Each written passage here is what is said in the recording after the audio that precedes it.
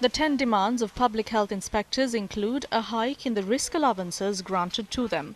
All trade unions representing supplementary medical professionals withdrew from COVID-19 prevention efforts and the vaccination drive, seeking a solution to these demands. The strike was also aimed at calling for a solution on resolving issues in the health sector and the attention paid by officials towards certain areas. Nine trade unions representing supplementary medical professionals have joined this strike. This includes public health inspectors, medical personnel involved in conducting ECG and EEG tests at hospitals, eye specialists and even lab experts. Officers from all these sectors have joined the strike. This has stalled cardiac, brain and eye-related tests. We have completely withdrawn from all services relating to battling the COVID-19 pandemic. We hope that a solution will be provided to this tomorrow. Otherwise, we will resort to an indefinite strike action from Monday. ඒ වගේම ශේෂ්ත්‍රයේ COVID-19 පාලනයට අදාළ සියලුම රාජකාරී අපි අත්හිටවලා තියෙනවා. අත්‍යවශ්‍ය කාරණාවකට යම් පුද්ගලයෙක් රෝගයක් සම්බන්ධව පැමිණිලි කරොත් ඔහු රෝහල්ගත කරවීම සඳහා අවශ්‍ය කටයුතු කරනවා හැර සාමාන්‍ය COVID-19 සියලුම රාජකාරී ඉවත් වෙලා තියෙනවා. එන්නත් කටයුතු සියල්ලම මේ වෙද්දී අත්හිටවලා තියෙනවා. Vaccination camps in several parts of the country were affected as public health inspectors withdrew from their services. Residents of Ahaliagoda and Bopata were due to receive COVID-19 vaccines today, but the absence of public health inspectors thwarted the process.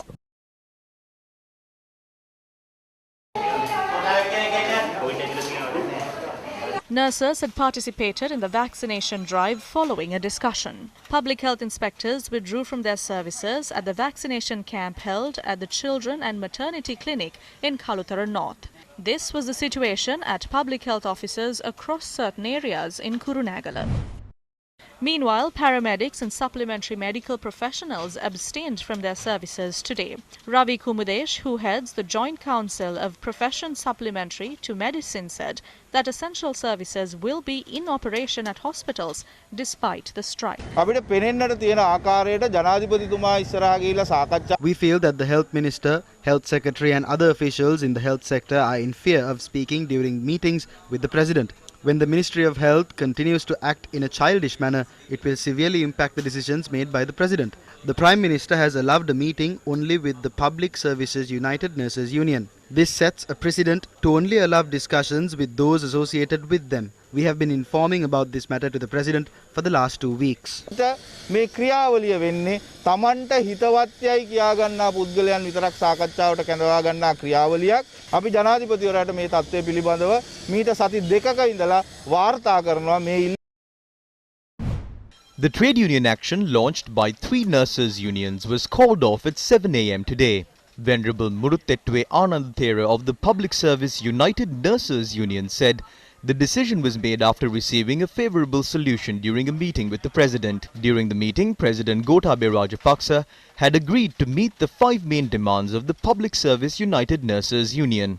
The demands include commencement of nursing universities, re-establishing the classification of staff grade officers that was introduced in 2017 under the Government of Good Governance, setting the service period required to be promoted from grade 3 to grade 2 at 5 years and from grade 2 to grade 1 at 7 years, and granting an annual uniform allowance of 20,000 rupees. The President had also agreed to bring it to the attention of the special committee to set the working duration at 30 hours for 5 days.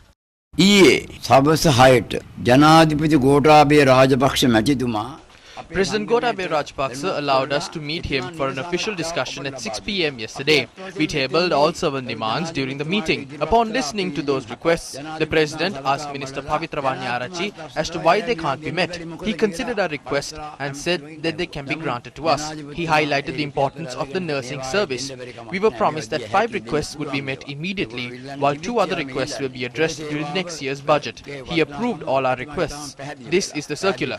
I saw that Navin Zoisa has issued a statement on behalf of the Government Medical Officers Association. He is saying that a Buddhist monk and a defeated parliamentarian is carrying out a struggle. I wish to tell Zoisa that we are aware of the campaign that they carried out through the media. Don't throw stones while being in a glass house. ඉතින් දැනට අපි අවධාරණය කරන්න කැමතියි. We wish to emphasize that the two proposals submitted by Minister Pavitra Banyarachi during this Monday's cabinet meeting must be approved. If these cabinet papers are not approved, we will stage island-wide protests. We haven't made a decision to that effect yet. දැවැන්ත විරෝධතා ක්‍රියාමාර්ගයකට යනවා. ඉතින් සමස්ත ලංකා හිද සංගම විදිහට අපි මේ රටේ ප්‍රධාන As the All Ceylon Nurses Union, we believe that the issues pertaining to the nursing sector will be addressed based on the assurance granted by the President. We will continue to keep a close watch on the steps taken by the government to address these matters. If they try to breach this consensus, then we will take steps to rally nurses against this. හෙදහෙදියන්ව පෙළගස්සන්න කටයුතු කරන්නත් බලාපොරොත්තු වෙනවා. Meanwhile, the Government Medical Officers Association highlights that several consequences may arise when decisions on nursing services are made in violation of the standard procedure. In a statement issued by the Government Medical Officers Association, Secretary of the GMOA Dr. Sinal Fernando said the demands of nurses had been put forward directly to the Cabinet without allowing the relevant officials to address the matter, resulting in a crisis in public services. The trade union actions are led by a chief incumbent of a temple, while a former MP is leading another trade union action. How does one carry out a trade union action by inconveniencing the general public? We are aware that former religious leaders of our country have worked hard to protect the sovereignty of our country, and we are not denying that. Our concern is how the trade union action was chosen over medical treatment that should be provided to the patients. When trade union actions are launched, we make sure that emergency medical treatment is carried out. We saw how several emergency treatment units were not able to operate yesterday. Who is the trade union leader who approved this plan? On what basis is this group, including religious leaders and former MPs, operating, and why did they decide to halt emergency treatment? This is an extremely unethical strategy. මේ හදිසි අනතුරු සේවාවන් අතර කරන්න කටයුතු කරේ කියන ගැටලු. මේක ඊටාම වැරදි ක්‍රමවේදයක්.